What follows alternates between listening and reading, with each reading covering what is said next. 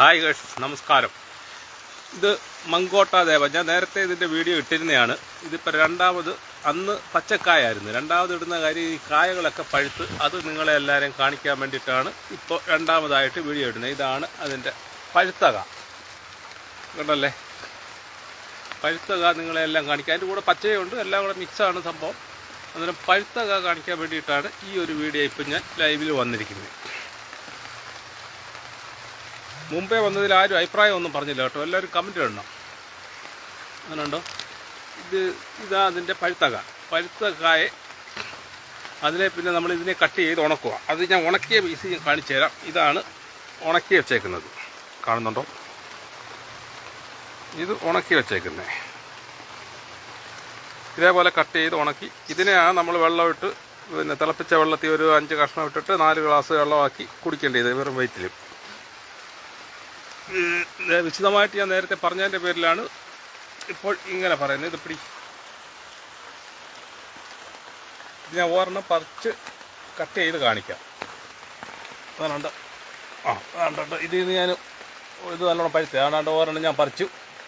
ഇതാണ് സാധനം. ഇതിനെ ഞാൻ കട്ട് ചെയ്ത് കാണിക്കുക. നല്ലോണം കണ്ടോണം. മഴയായിട്ട് കുടയെ പിടിച്ചിരിക്കുക കേട്ടോ.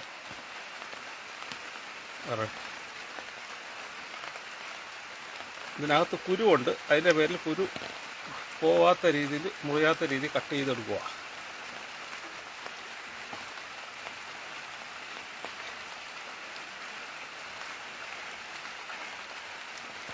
മിക്കവാറും ഇതിനകത്തിൽ 2 കുരു വെച്ചാൽ കാണുന്നത്. ഇതിനകത്ത് 2ആണോ 1ആണെന്നൊന്നും അറിയത്തില്ല. നമുക്ക് മുറിച്ച് നോക്കുമ്പോൾ അറിയാം.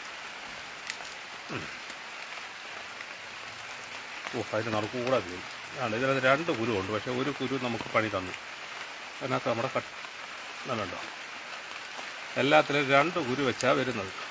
ചിലതിൽ വളരെ റയറായിട്ടാണ് ഒരു കുരു വരുന്നത്.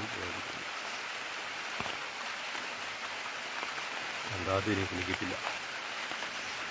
ഓക്കെ. ദെൻ ഒരു കുരു താണ്ട് ഇവിടെ.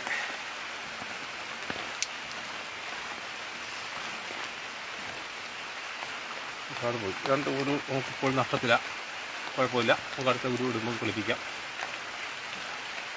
ഇതിനെ നമ്മൾ മാങ്ങ കീറുന്ന റൂട്ടാറുണ്ട്. ഇതേപോലെ കീറി എടുക്കുക. ഇതേപോലെ കീറിയാൽ ഉണക്കുന്നത്. ഇതേപോലെ കീറി ഉണക്കുക. ഒരു ദിവസം വെയിലത്ത് വെക്കുക. ബാക്കി എല്ലാം അകത്ത് വെച്ച് വീടിൻ്റെ അകത്തൊക്കെ കാണാൻ വെച്ച് ഉണക്കി എടുക്കുക. ഇങ്ങനെ ആ സംഭവം കണ്ടല്ലേ. ഇനി നമ്മളതിൻ്റെ തൈ കാണിച്ചു തരാം. ഇത് അങ്ങോട്ട് കൂടി. ഈ നിൽക്കുന്നതാണ് അതിൻ്റെ തൈ, കണ്ടല്ലേ?